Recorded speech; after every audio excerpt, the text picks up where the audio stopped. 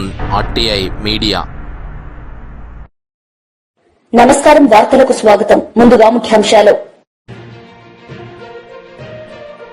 Davos లో పాల్గొన్న CM Chandrababu Naidu. ఈ సందర్భంగా ప్రసంగం.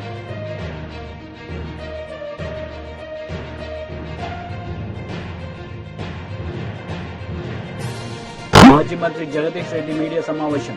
సీఎం రేవంత్ రెడ్డిపై ఫైర్.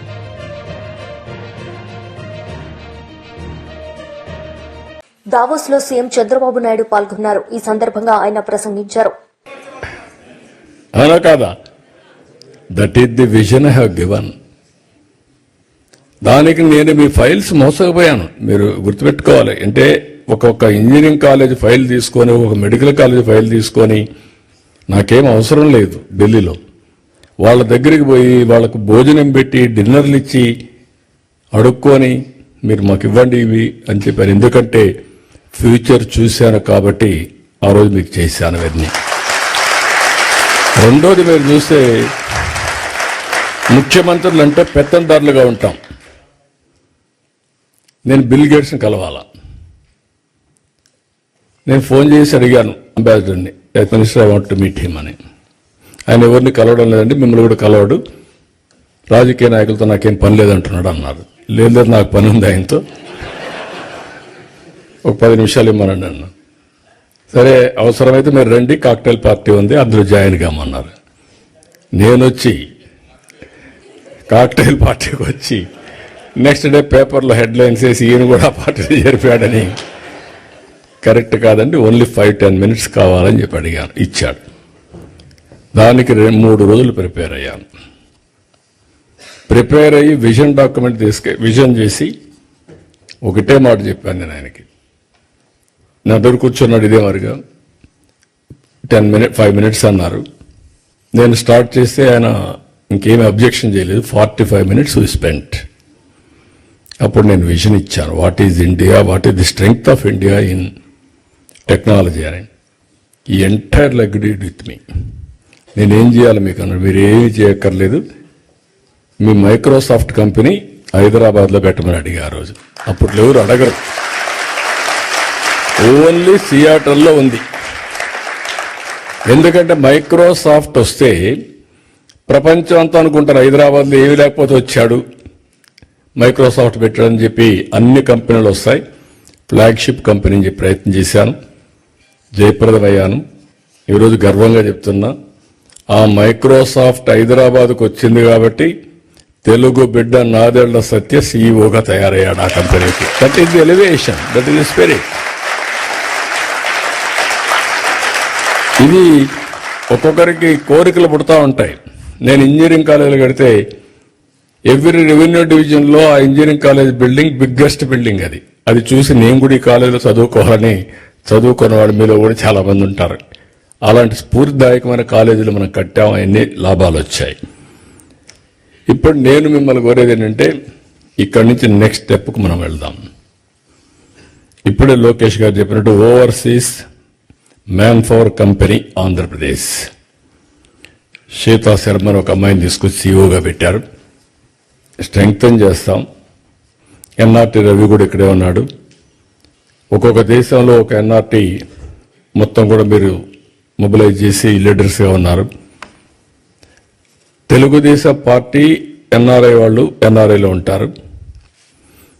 ఎన్ఆర్టీలో కూడా మీరు ఉండి ఎన్ఆర్టీని బలపరిస్తే గవర్నమెంట్ పరంగా వచ్చినప్పుడు, ఇప్పుడు నేను కూడా ఒక పక్క ముఖ్యమంత్రిని, ఒక పక్క పార్టీ అధ్యక్షుడిని, ఈ 2 బాధ్యతలు నిర్వహించినప్పుడు that is political governance. Political mandate తీసుకున్నాను, ముఖ్యమంత్రి అయ్యాను. పార్టీ అధ్యక్షుడిగా నేను హామీలు ఇచ్చాను, అవి నెరవేరుస్తాను. పార్టీ కార్యకర్తలు మీరందరూ కూడా పార్టీకి సపోర్ట్ చేసిన వాళ్ళే. మీ రుణం తీర్చుకోవాలి. తగిన విధంగా ప్రతి ఒక్క రుణం తీర్చుకోవడానికి నేను అన్ని విధాల ప్రయత్నం చేస్తున్నాను. అది వచ్చినప్పుడు ఎన్ఆర్టీ ఉంటుంది, ఎన్ఆర్ఐ ఉంటుంది. మూడోది, ఈ 2 చేసిన తర్వాత ఏ విధంగా మిమ్మల్ని ప్రమోట్ చేయాలని ప్లానింగ్ చేయాలి, ఎంపవర్ చేయడానికి. ఎప్పుడు కూడా నిరంతరం ఒక పని జరిగిందంటే ఆ పని చూసుకొని మీరు ఆనందపడిపోతే మీరు అక్కడే ఉంటారు. తూతూగా అంటే ఇన్ ది సెన్స్ ఒక అవకాశం వచ్చింది, ఉపయోగించుకున్నారు, అక్కడికే సాటిస్ఫై అయితే కరెక్ట్ కాదు. అట్లా కాకుండా మనం పవర్ఫుల్ కమ్యూనిటీ, పవర్ఫుల్ వ్యక్తులు కావాలంటే నిరంతరం ఆలోచించాలి, శ్రమ చేయాలి. నేను అందుకే రాత్రి కూడా ఒక అర్ధగంట నాకు టైం దొరికితే రామ్మోహన్ నాయుడు కూడా గట్టిగా చెప్పాను. నేను చెప్పాలని చెప్పా. ఫ్లైట్లో వచ్చాడు. ఫ్లైట్లో వస్తే ఒక గంట చెప్పాను ఏమేం చేయాలి, ఎట్లా చేయాలి. మీకు యంగ్స్టర్స్, మీకు అవకాశం వచ్చింది. అతి చిన్న వయసులో నువ్వు కేంద్ర మంత్రి అయ్యావంటే అది ఒక అవకాశం వచ్చింది. ఈరోజు ఆ అవకాశాన్ని అందిపుచ్చుకొని ప్రజలకు శాశ్వతంగా మెరుగైన సేవలు చేయడానికి మీరు ప్లాన్ చేయాలి. ప్రజల తాగునీటి అవసరాలను తీర్చేందుకు అధికారులు చొరవ చూపాలని అమీన్పూర్ మండల బీజేపీ అధ్యక్షుడు ఈర్ల రాజముద్రాజ్ డిమాండ్ చేశారు. ఏం జరిగింది? నువ్వు చెప్పిన ప్రకారం మేము ముందుకు పోయినాం కదా, మళ్ళీ ఎందుకు వాళ్ళు ఇబ్బంది పెడతారు? ఏమైంది సార్ చెప్పండి. పని కావాలి, మాకు ఎంత రెస్పెక్ట్ ఇస్తామో మేము అంతకంటే డబల్ ఇస్తాం. కానీ తేడా వస్తే మాత్రం నేను అసలు ఊరుకునే పరిస్థితి ఉన్నది. ఎందుకంటే ఎవరికైనా కడుపుంటది, ఎవరికైనా ఉంటది. మాకు పని కావాలి. 15 దగ్గర ₹1 తప్పిస్తామే దండం పెడతాం అంటే. మునుగోడు శాసనసభ్యుడు కోమటిరెడ్డి రాజగోపాల్ రెడ్డి గారిని జూబ్లీహిల్స్ లోని వారి నివాసంలో మర్యాదపూర్వకంగా కలిసిన టీపీసీసీ ప్రధాన కార్యదర్శి డాక్టర్ అద్దంకి దయాకర్ అన్న.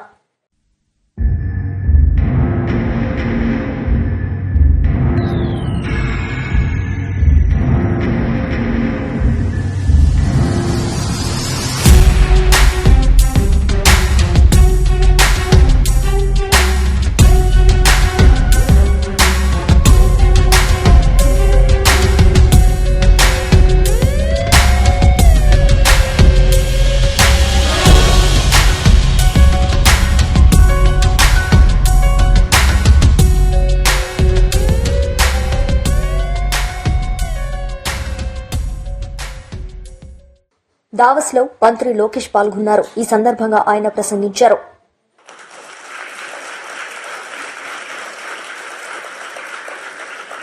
బాబు గారు 4సారి ముఖ్యమంత్రి అయ్యారు. కానీ రాము అన్నట్టు మా అందరికన్నా స్పీడ్. సో రాము అడిగాడు, అన్నా నువ్వు ఢిల్లీ ఫ్లైట్లో వస్తున్నా అంటే, డోస్ నీకు జాలేరా, నేను వద్దా ఫ్లైట్లో, నేను బాంబే నుంచి వస్తానని చెప్పా. కరెక్ట్గా విఐపి లాంచ్లో దిగిన తర్వాత అడిగా రాముని, ఎలా ఉందిరా ఫ్లైట్ అంటే, అన్న పడింది నాకు అన్నాడు. అంటే చంద్రబాబు నాయుడు గారు ఒక సోర్స్ ఆఫ్ ఎనర్జీ. ఆయనకి చాలా అద్భుతమైన ఐడియాస్ ఉంటాయి. ఆ ఎనర్జీలో మనం ఎంత నింపుకుంటాం అనేది చాలా చాలా ఇంపార్టెంట్. కానీ ఒక్కసారి చంద్రబాబు నాయుడు గారి జీవిత చరిత్ర చూస్తే అనేక ఇబ్బందులు ఎదుర్కొని పైకి ఎదిగిన వ్యక్తి. కేవలం రాజకీయాల్లో కాదు, ఈజ్ అ సీరియల్ ఆంటర్‌ప్రెన్యూర్. ఇక్కడ చాలా మందికి తెలియదు ఆ విషయం. ఇక్కడ మీలో చాలా మంది ఆంటర్‌ప్రెన్యూర్స్ అవ్వాలనుకుంటున్నారు. ఆయన సుమారుగా 4 కంపెనీలు స్టార్ట్ చేశారు, 3 ఫెయిల్ అయినాయి. 4వది హెరిటేజ్ ఫుడ్స్. 3 ఫెయిల్ అయినాయని ఆయన ఏనాడు బాధపడలేదు, ఇబ్బంది పడలేదు, ఇంట్లో పడుకోలేదు. 80% సక్సెస్ అవ్వాలని ఆయన వెళ్ళారు. రాజకీయాల్లో మనం చూసాం, ముఖ్యమంత్రిగా దేశం మొత్తం ఆయన వైపు చూసే విధంగా నాయకుడిగా ఆయన ఎదిగిన, రాజకీయాల్లో హైస్ ఉంటాయి, లోస్ ఉంటాయి. ఆయన ఎప్పుడూ ఆయన హైని లో ఎటు తీసుకున్నారు అట్టనే తీసుకున్నారు. వాస్తవంగా మాకు లోయెస్ట్ పాయింట్ బాబు గారిని అరెస్ట్ చేసినప్పుడు, బహుశా ఇక్కడున్న అందరు కూడా అది మన జీవితంలో లోయెస్ట్ పాయింట్. నేనున్నాను అక్కడ, నేను చూసా. ఆయన ఎక్కడ అధైర్యపడలా. చూశారు, జడ్జి వైపు కూడా నవ్వుతా చూసి నడుచుకుంటూ వెళ్ళారు. ఎక్కడ అధైర్యపడలా. 52 రోజులు ఆయన బంధిస్తే మేము వెళ్ళేవాళ్ళం ములాఖాత్కి. మళ్ళీ అక్కడ కూడా మాకు అక్షంతలు పడేది. మొత్తం ఆయన చదివేసేవారు డాక్యుమెంట్లు, నోటింగ్స్తో సహా మాకు చెప్పారు, ఇక్కడ మీరు వీక్గా ఉన్నారు, ఇక్కడ చూసుకోండి, ఇక్కడ జాగ్రత్తగా ఉండండి. ఎప్పుడు అధైర్యపడలా. ఆయన బయటకు వచ్చిన తర్వాత కూడా ఒక సింహం లాగా వచ్చారు. ఆ విజువల్స్ మనందరం చూసాం. ఇది మీ అందరికి ఎందుకు చెప్తున్నానంటే, జీవిత ప్రయాణాల్లో మనందరం అనేక ఇబ్బందులు ఎదుర్కొంటాం. ఒక ఆంటర్‌ప్రెన్యూరియల్ జర్నీ అవ్వచ్చు, పొలిటికల్ జర్నీ అవ్వచ్చు, మనందరం అనేక ఇబ్బందులు ఎదుర్కొంటాం. కానీ నమ్ముకున్న దానికోసం అహర్నిశలు కష్టపడితే మనం ఆశించింది, ఆలోచించింది సాధించగలుగుతామన్న నిజం స్వరూపం గౌరవ ముఖ్యమంత్రి చంద్రబాబు నాయుడు గారు. ఎన్ఆర్ఐస్ అంటే నాన్ రెసిడెంట్ ఇండియన్స్ అంటారు. నాకు మటుకు మీరు ఎంఆర్ఐస్, మోస్ట్ రిలయబుల్ ఇండియన్స్. మీరు యూరోప్కి వచ్చి దశాబ్దాలైనా మీ మనసు ఎప్పుడు ఆంధ్ర వైపు ఉంటుంది. 2019 నుంచి 24 వరకు రాష్ట్రం దారి తప్పిందే, మనం అనేక ఇబ్బందులు ఎదుర్కొంటున్నాం, మన పరువు పోతుందని చాలా మంది నన్ను కలిశారు, నాతో మాట్లాడారు, నాకు వాట్సాప్లో మెసేజ్ పెట్టారు. వాళ్ళందరూ ఒకటి చెప్పా, కలిసికట్టుగా పోరాడితేనే ఆ సైకోని మనం తరిమి కొట్టచ్చని. అది చేసి చూపించాం, కలిసికట్టుగా సాధించాం. 93% కాదు రాము, 94% సీట్లు మనం గెలిచాం, 1% తగ్గించాం. అది మనందరి కృషి. ఆ 5 సంవత్సరాల్లో ఇక్కడున్న మీ అందరి సహకారంతో అనేక సంక్షేమ అభివృద్ధి కార్యక్రమాలు కూడా మనం చేశాం. అమరావతి ఉద్యమం కానివ్వండి. బీజేపీ లీడర్ మీడియా సమావేశం నిర్వహించారు. ఈ సందర్భంగా పలు అంశాలపై ఆయన మాట్లాడారు. అన్ని మోర్చాలు కూడా ఒక 1 year అయింది. 365 రోజులు పూర్తి చేసుకున్నాము అన్ని మోర్చాలు. ఈ రోజుకు 366వ రోజు. ఈ రోజే ఓబీసీ మోర్చా ఈ డైరీని కూడా రిలీజ్ చేయడం చాలా సంతోషం. దానికి బీజేపీ రాష్ట్ర ప్రధాన కార్యదర్శి అన్న కాసా వెంకటేశ్వర గారు, మా ఓబీసీ మోర్చా పదాధికారులు అందరూ ఇక్కడికి వచ్చారు. అలాగే ఈరోజు మా డైరీ రిలీజ్ చేస్తున్నాం.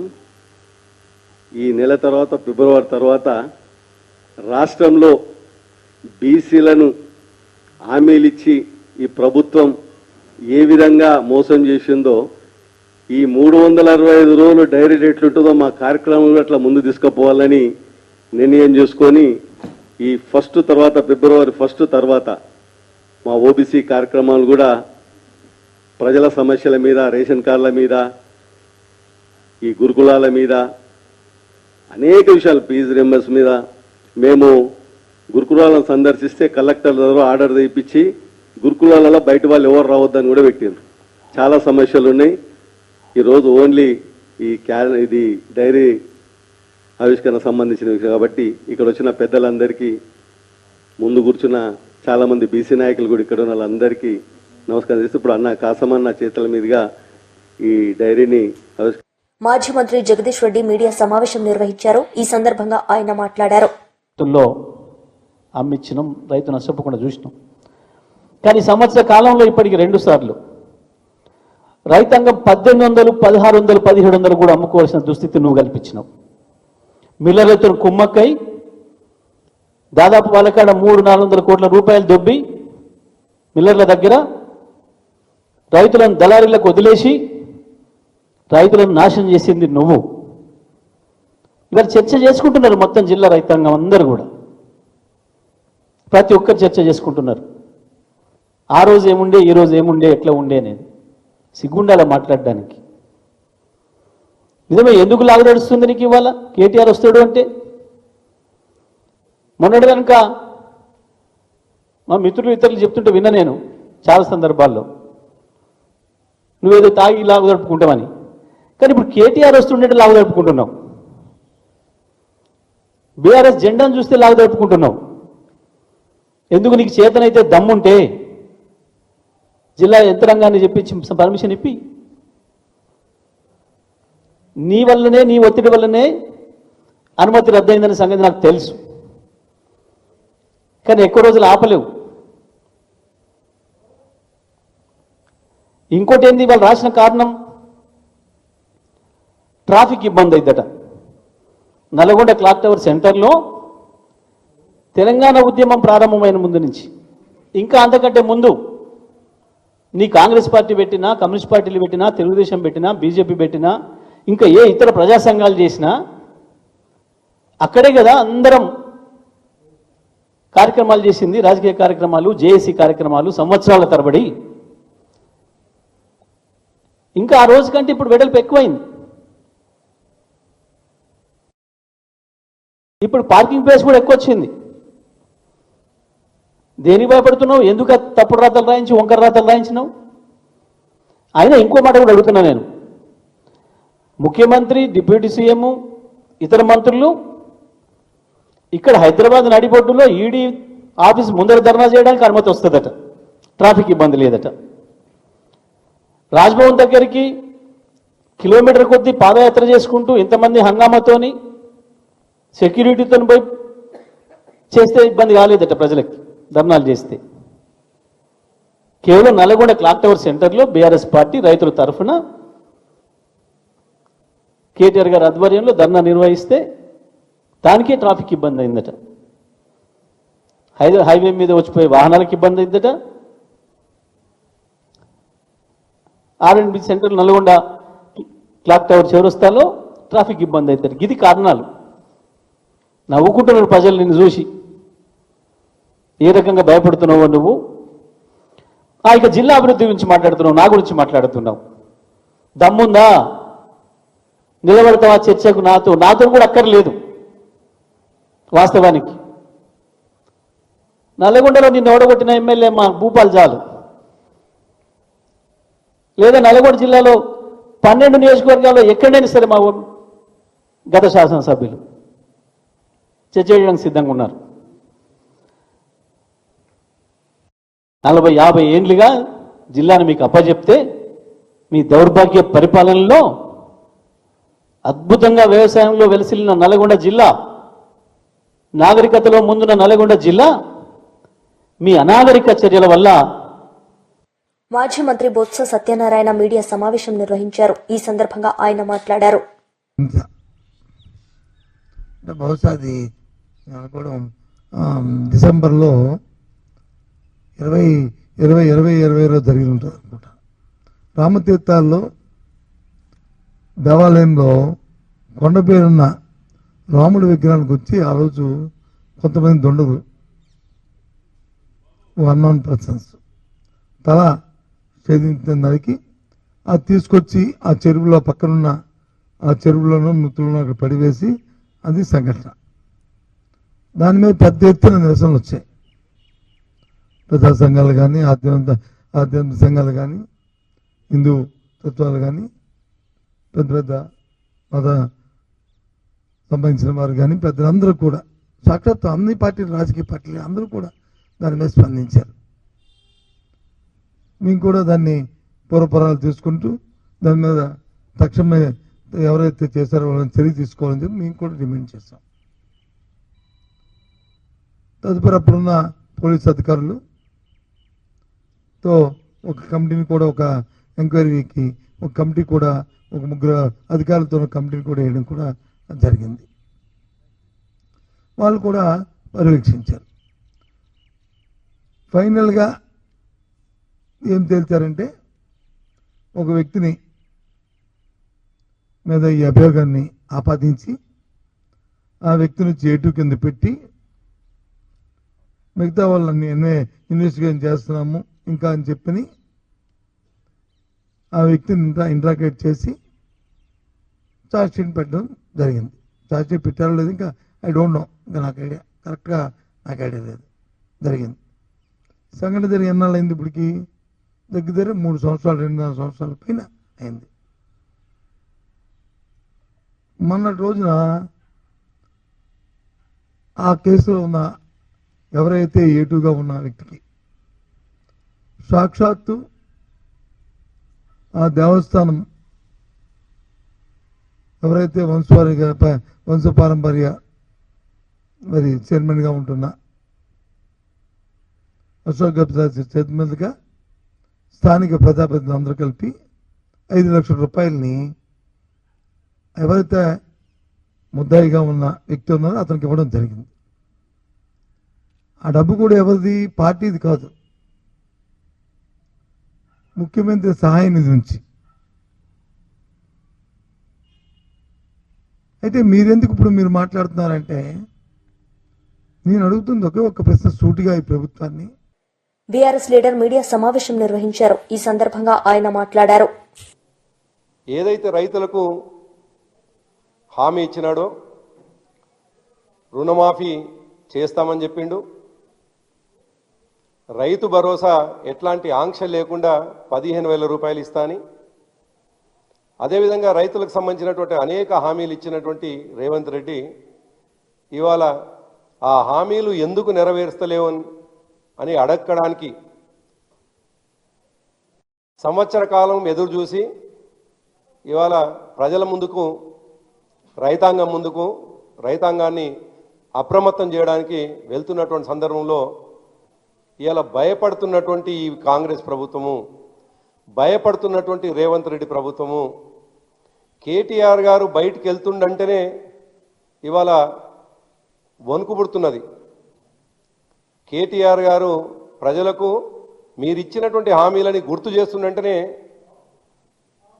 వాళ్లకు ఒక విధమైనటువంటి భయం కనిపిస్తున్నది.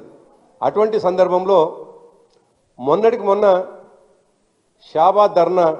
షాబాద్లో రైతు ధర్నా చేస్తే వేలాదిగా వచ్చినటువంటి రైతులని, ఆ రైతు చైతన్యాన్ని, రైతుల నుంచి వచ్చినటువంటి రియాక్షన్ని చూసినటువంటి రాష్ట్ర ప్రభుత్వం ఇవాళ నల్గొండలో చేసేటువంటి 21వ తేదీన నల్గొండలో చేసేటువంటి రైతు ధర్నా కార్యక్రమాన్ని అనుమతులు ఇవ్వకపోవడం దుర్మార్గం. నిజానికి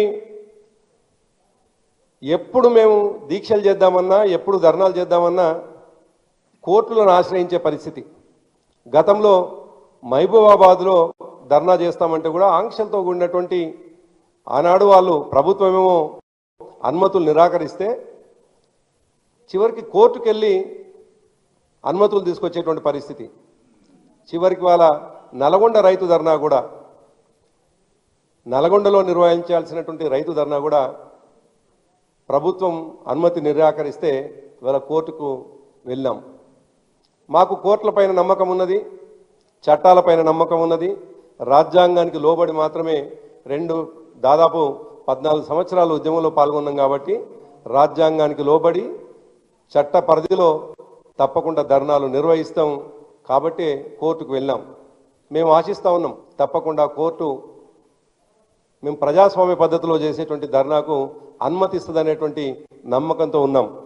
అయితే దురదృష్టం ఏంటంటే కాంగ్రెస్ పార్టీ కూడా వాళ్ళు ప్రతిపక్షంలో ఉన్నప్పుడు కావచ్చు, ఇంకా దారుణం అధికారంలోకి వచ్చిన తర్వాత కూడా ఇదే కాంగ్రెస్ పార్టీ అధికార పార్టీగా, ముఖ్యమంత్రిగా రేవంత్ రెడ్డి గారు, వారి మంత్రివర్గం అంతా కూడా అనేక సందర్భాల్లో ధర్నాలు చేసినటువంటి సందర్భం చూసినాం.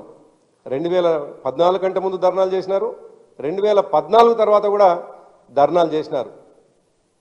ఇదే నల్గొండలో మేము ఏదైతే ధర్నా చేస్తామని చెప్తున్నటువంటి నల్గొండ క్లాక్ టవర్లో. వార్తలు ముగించే ముందు ముఖ్యాంశాలు మరోసారి. దావోస్ లో పాల్గొన్న సీఎం చంద్రబాబు నాయుడు. ఈ సందర్భంగా ప్రసంగం.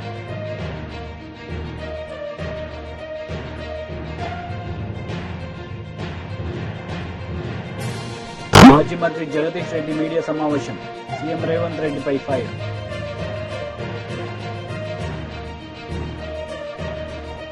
ఈ వార్తలు ఇంతటితో సమాప్తం. తిరిగి ప్రసారమయ్యే వార్తల్లో మళ్లీ కలుద్దాం. అంతవరకు సెలవు. నమస్తే.